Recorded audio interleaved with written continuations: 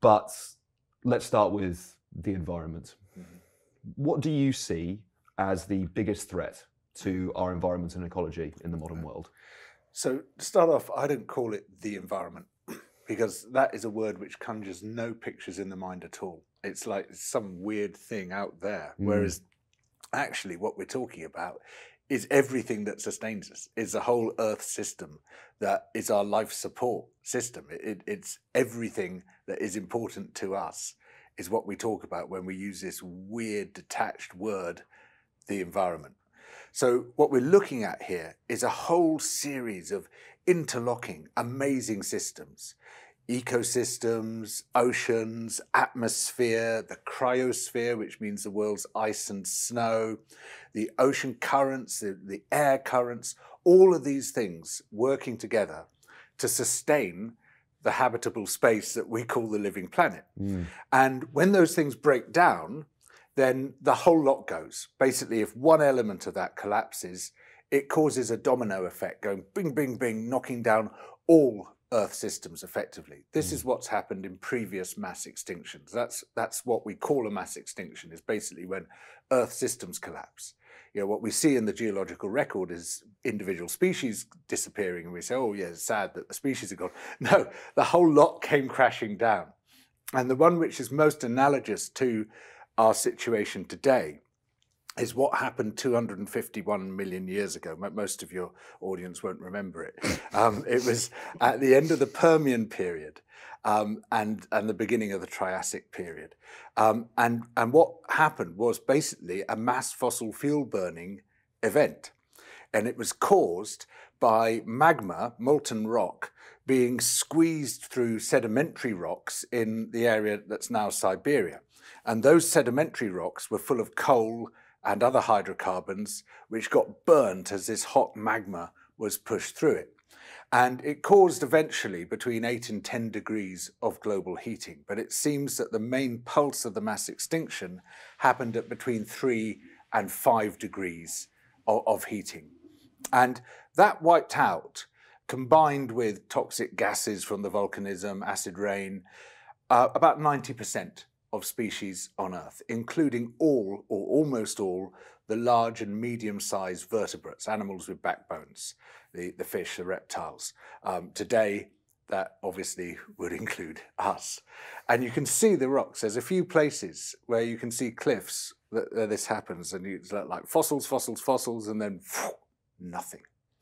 Just red desert for millions of years. It took about 5 million years for any significant amount of plants to come back on Earth. It took 7 million years before enough plants were growing to start laying down coal. And it took probably about 50 million years before biodiversity recovered. Now, that mass extinction took place across several thousand years. That's how long it took to get to 3 or 5 degrees of global heating.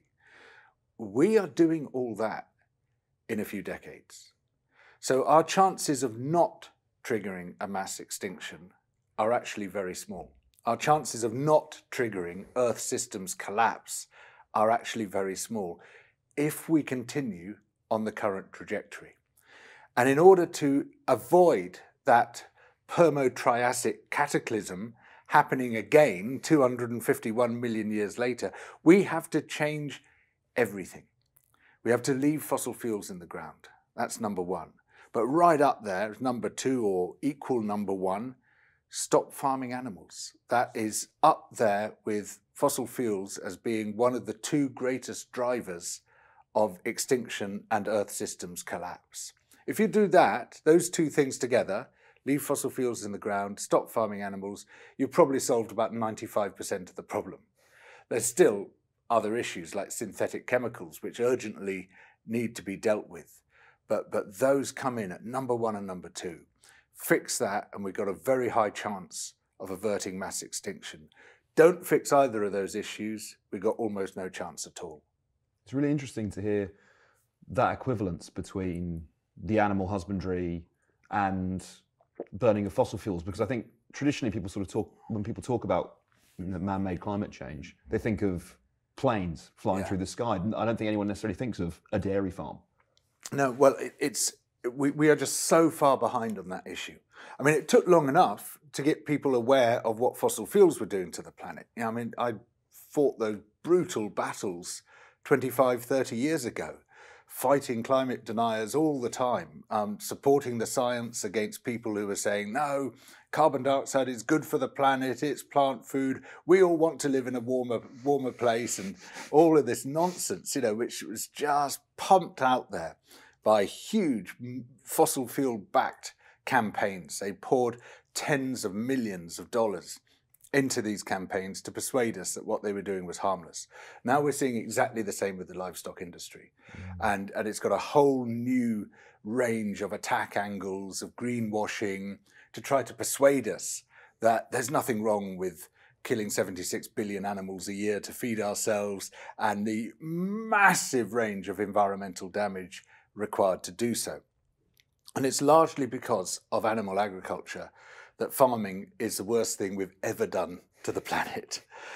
It's the #1 cause of habitat destruction, the #1 cause of deforestation this century, the #1 cause of wildlife loss, #1 cause of species extinction, #1 cause of soil degradation, #1 cause of water use, most importantly, the #1 cause of land use. This is the great issue which is constantly neglected by environmentalists, the amount of land we use. And animal farming uses more land than all other human activities put together, about twice as much land as all other human activities. It's quite extraordinary, and yet we just blot it out of our consciousness.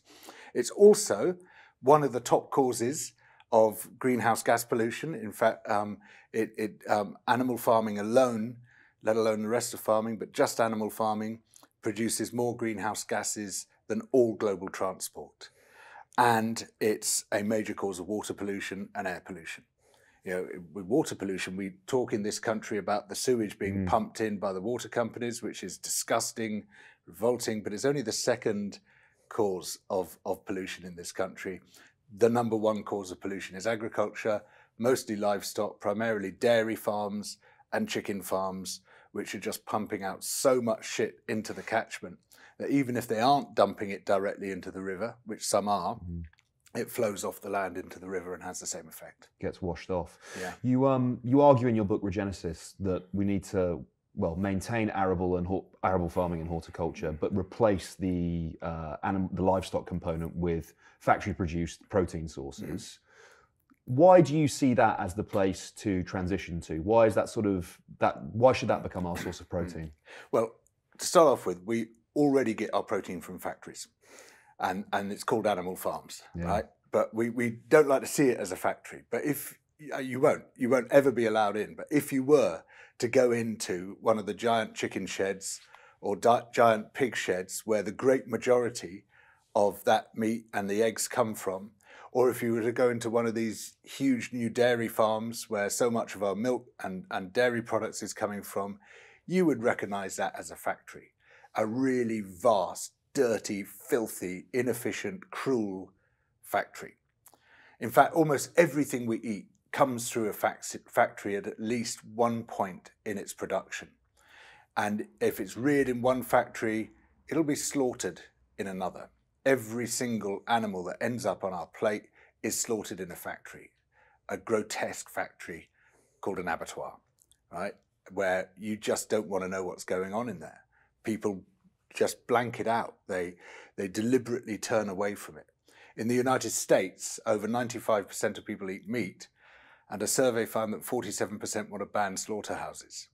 This is the extent of the denial that we're in as to where our food comes from. We just don't want to know. We don't want to know that we're killing 76 billion animals a year to feed ourselves. We don't want to know the cruelty that involves. We don't want to know about the blood and the shit that involves. We don't want to know about the massive environmental catastrophe that causes.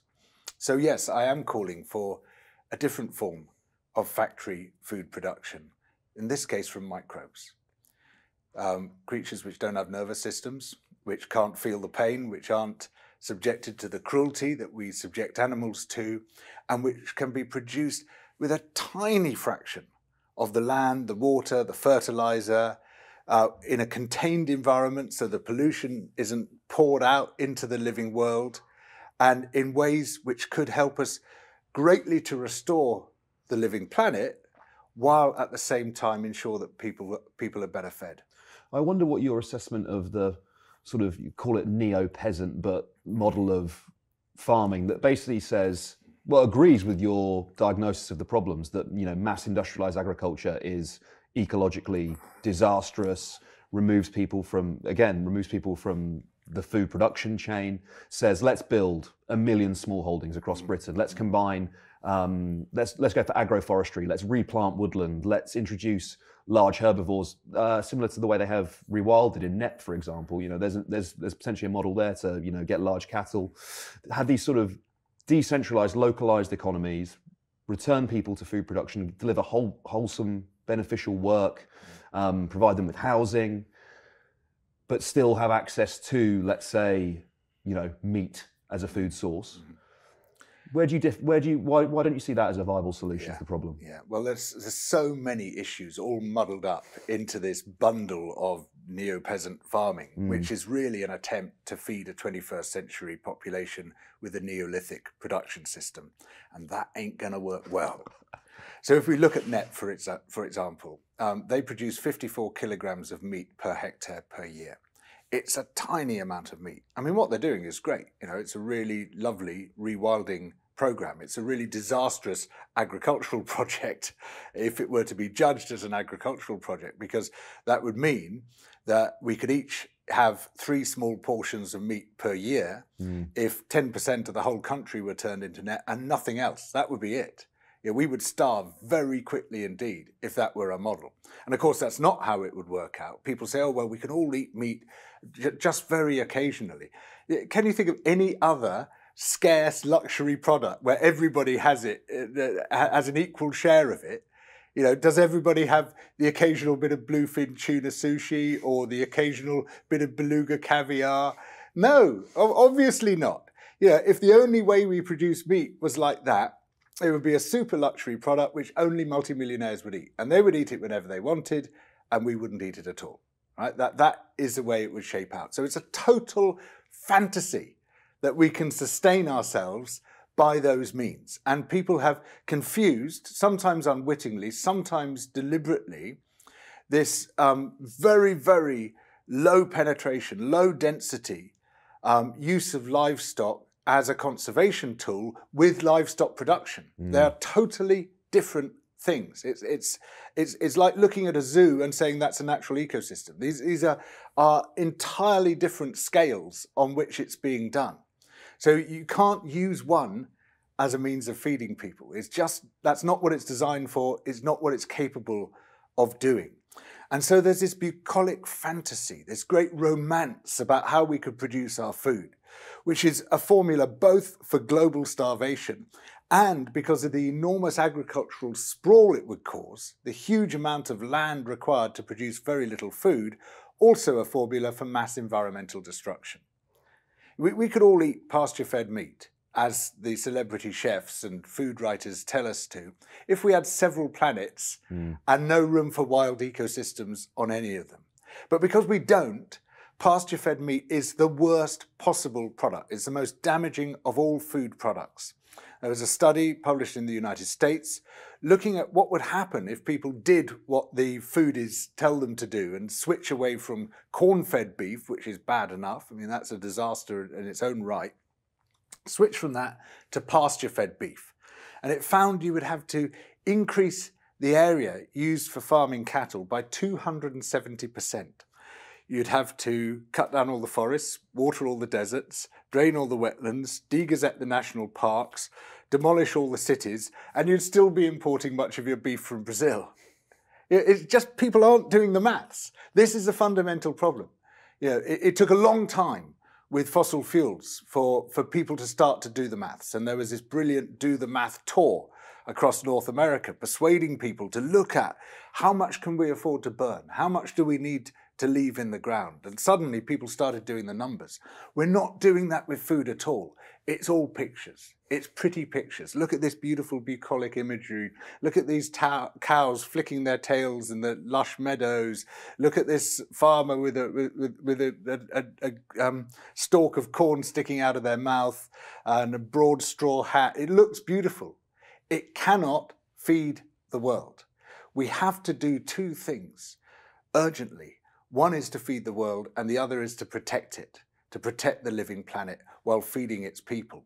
You can't do either of those things with this neo-peasant bullshit. You see farmers as the collateral damage in that conversation. What you're saying there: feed the world, save the planet, destroy the farmers. Is that what follows? No, well, I mean, the great majority of the farmers that we're talking about, if you're talking about outdoor livestock farmers in a country like this, are totally dependent on farm subsidies. Yeah. If it weren't for our tax money, they would not be there. Mm. So I'm not saying they should leave the land. I'm saying let's continue to pay them, but to do something completely different, which is to restore the land rather than to keep destroying it. I mean, the trouble is when you're keeping stock on that land, livestock, at any even remotely commercial concentration, so it's all loss-making. But if you're going to be supplying livestock for a market, they will be destroying almost everything on that land. They selectively browse out tree seedlings because those are highly nutritious, so trees can't grow. You want to fence out most of the wild herbivores. The reason we don't have large carnivores like wolves and lynx in this country is that the livestock farmers have resisted their reintroduction elsewhere in the world. They are the driving force behind the destruction of large carnivores. Everything except things which eat cow dung lose out from having those animals on the land. And so you cause massive environmental degradation to produce not very much food. Let's instead pay those farmers to restore those ecosystems. We'll concentrate farming in places where it makes sense. We should be switching to a largely plant-based and microbe-based diet, but certainly away from animal farming. We keep people on the land, but as genuine stewards and custodians of that land. The only way we're going to get through this century is with a mass global rewilding, the restoration of ecosystems on a vast scale, bringing back the forests, bringing back the savannas, bringing back the wetlands, the natural grasslands, the mangroves, the sea floor, the coral reefs, the kelp forests, all these wonderful ecosystems which we've been exterminating. Only by bringing them back can we stop the sixth great extinction in its tracks, can we stop the collapse of our life support systems. Only by bringing them back can we draw down much of the carbon dioxide that we've released into the atmosphere. Because we now know that it's not enough merely to decarbonize our economies, which we need to do, obviously, as quickly as we possibly can. But at the same time, we've also got to attend to some of the carbon dioxide we've already released, because otherwise we're going to breach 1.5 degrees, probably 2 degrees of global heating. The only way to stay in that safe space is through allowing ecosystems, as they recover, to draw down that carbon dioxide and turn it into solid carbon. Wood, peat, mud, things like this are solid carbon. Coral reefs, oyster reefs, kelp forests, all of these are solid carbon, and they can turn that dangerous greenhouse gas back into living organisms. Do you think there's nothing to be said for achieving that noble aim? If you democratize the process, create sort of, individual people who are wardens of the land, shepherds of the land, stakeholders for their own little parcel of it, you can simultaneously support that kind of rewilding effort, potentially challenge or break the sort of supermarket oligopoly on food production. And if you instead shift food production towards, let's say, a factory type mechanism, or well, not a shift, but a different kind, that's the point you've already made, that it becomes harder to achieve that kind of regeneration of the landscape? Well, it's very hard to have a functioning ecology and an extractive industry going on the same piece of land. In almost all cases, they are at odds. I mean, there's some very low-level extractive industries which can survive alongside functioning ecosystems. There's very few of them on Earth, and they generally are only taking a very small amount out of it. But if we're going to be taking out enough to feed ourselves, then we're not going to be doing that alongside rich and functional ecosystems, which means above all having top predators in there. That's really crucial to allow an ecosystem to work. They are the regulators of the ecosystem. Wild herbivores which can move freely in and out of it, dense vegetation, particularly trees in places which formerly held trees, that's absolutely essential. Peat formation where peat should be growing, that's also really, really important. All of these things are made much harder by trying to run an extractive industry in the same places. And basically we should be concentrating production. On land which is really good for producing crops, that's where we should be sustaining high yields. But on land which is really bad for producing crops and can only sustain livestock, which is devastating even when it produces relatively small amounts of food, we should basically be taking that out of production, turning it back to nature, allowing ecosystems to come back and producing our food by different means. And the different means are actually really exciting.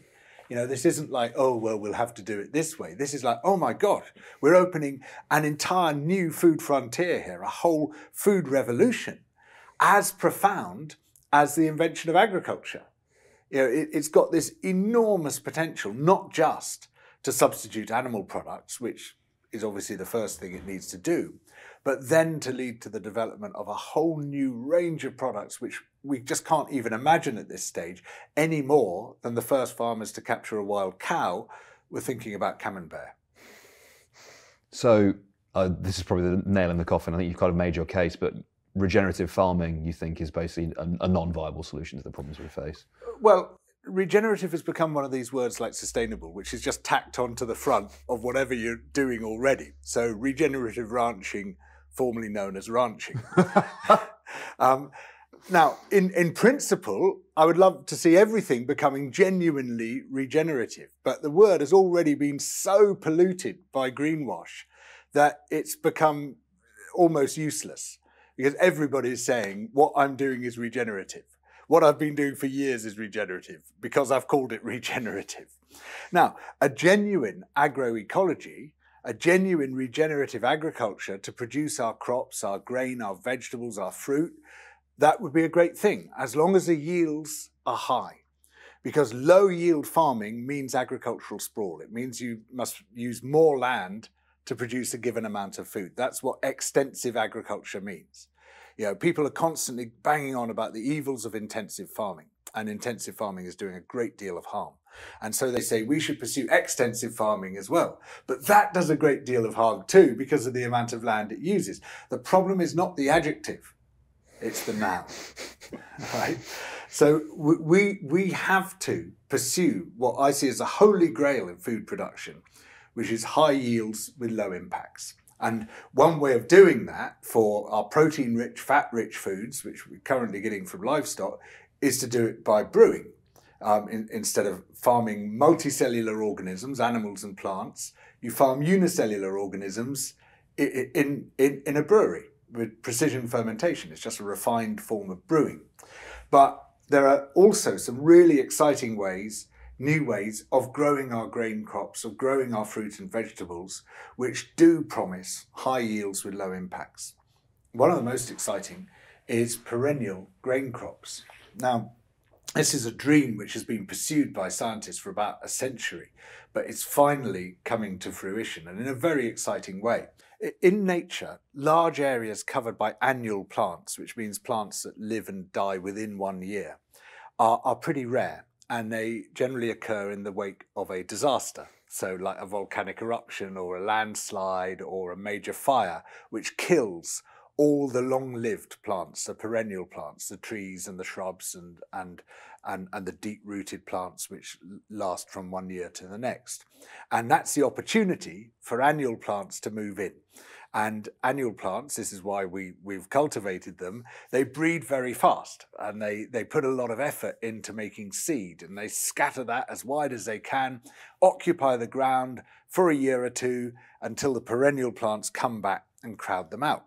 So in order to grow our annual grain crops, which means all our cereal crops like wheat and maize and barley, and our legumes like soy and lentils and chickpeas and all that, and our oil seeds like rapeseed and the rest, in order to do that, we have to create an environmental disaster every year.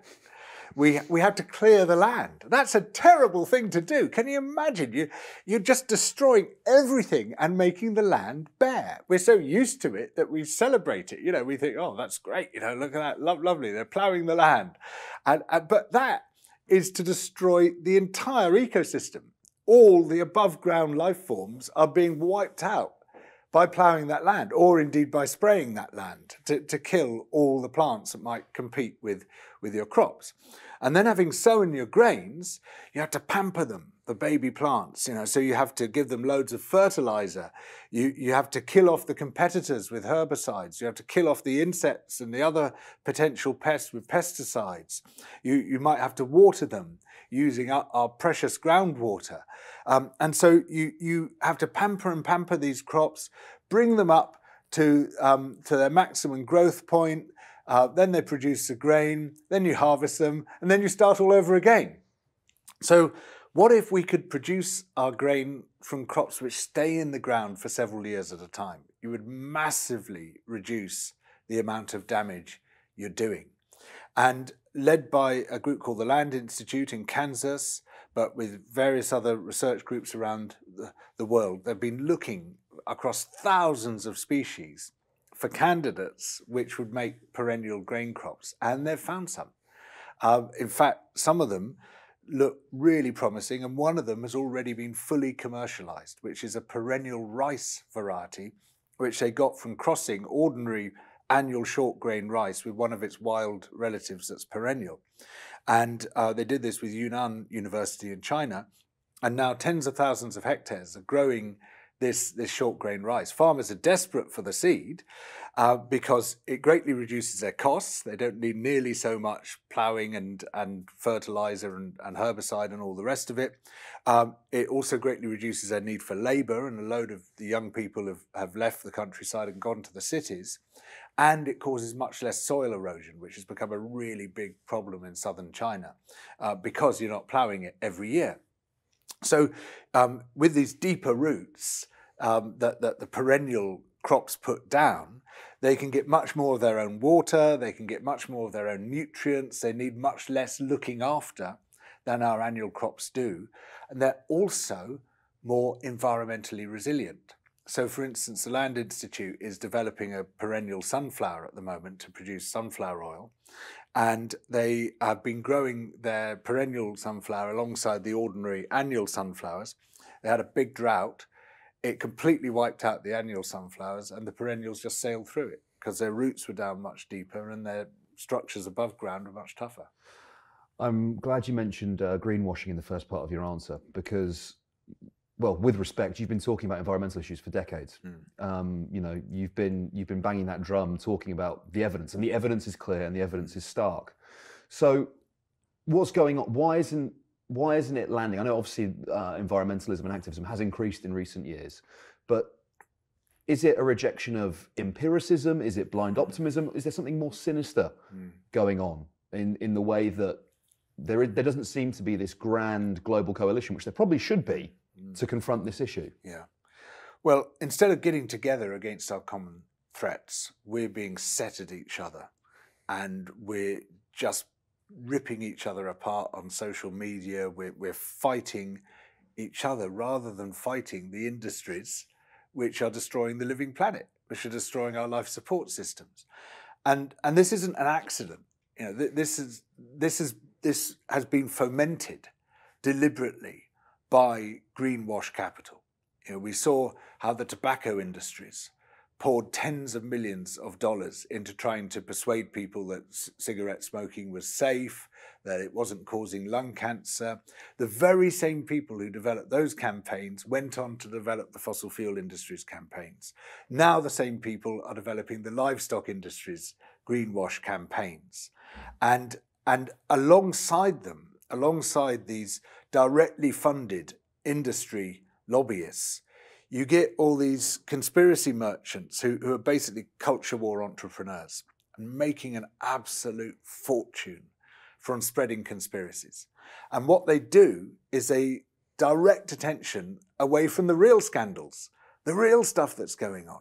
I mean, there are massive conspiracies happening all around us, but they're just not interested in those. The only ones they're interested in are the ones that they make up or they recite that other people have made up. So if you take, for instance, the VIP lane for protective equipment during the COVID pandemic, this is a massive scandal where the Conservative government conspired with its friends in business, Tory donors, people in the House of Lords, all sorts of weird friends and connections. They gave them contracts to supply protective equipment during the pandemic. Many of them were completely incapable of supplying that equipment. If they did, it was often faulty. Most of it was unused. Billions were just spaffed straight into the accounts of these cronies of Tory ministers. In any other country, we call it that what it is, corruption. Straightforward corruption on a massive scale.